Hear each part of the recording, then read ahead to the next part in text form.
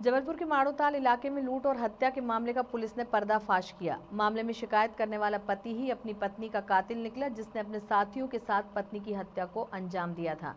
Jabalpur SP ने press वार्ता में बताया कि शुभम चौधरी ने रिपोर्ट दर्ज कराई थी कि जब वह बोलेरो पर अपनी पत्नी के मायके जा रहा था, इस दौरान बाइक सवारों ने मरघटाई के पास लूटपाट की और उसकी पत्नी की गला दबाकर हत्या कर दी। साथ ही उसका मंगलसूत्र, मोबाइल छीन लिया।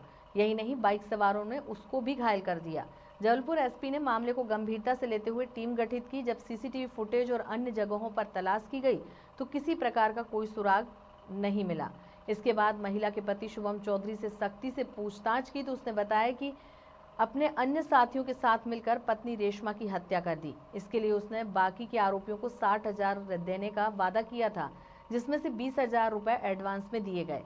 आरोपी शिवम चौधरी, प्रहलाद ठाकुर, अनुराग कुशवाहा, शिबू चौधरी ने मिलकर 4 मई को रेशमा को मौत के घाट उतार दिया था और इसके बाद उसके पति शिवम चौधरी ने लूट और हत्या की कहानी गढ़ी थी। पुलिस को मामले में पहले से ही संदेह था। पूछताछ में आरोपी ने बताया कि वह रेशमा की हत्या की साजिश 6 महीने से रच रहा था। उसके किसी और महिला से संबंध थे, जिसका पता रेशमा को चल गया था।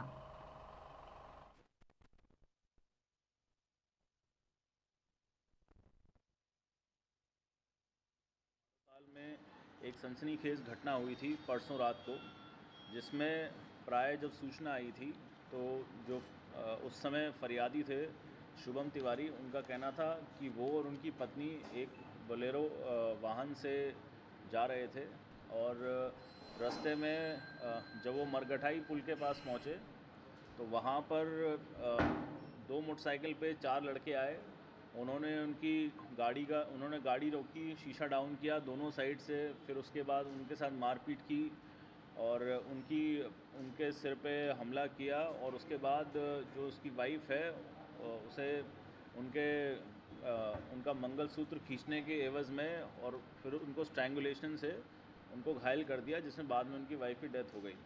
फिर हमारी टीम ने जो उनके और रिश्तेदार हैं, इनके जो बैकग्राउंड है, इसको खंगाला और ये पूरी मशक्क़त करने के बाद ये पूरी इन्वेस्टिगेशन में निकल के आया कि ये जो शुभम चौधरी है, उन्होंने अपने 3 दोस्त प्रहलाद ठाकुर, अनुराग कुशवाहा और शिबू चौधरी, इन तीनों के साथ मिलके अपनी वाइफ का मर्डर किया था।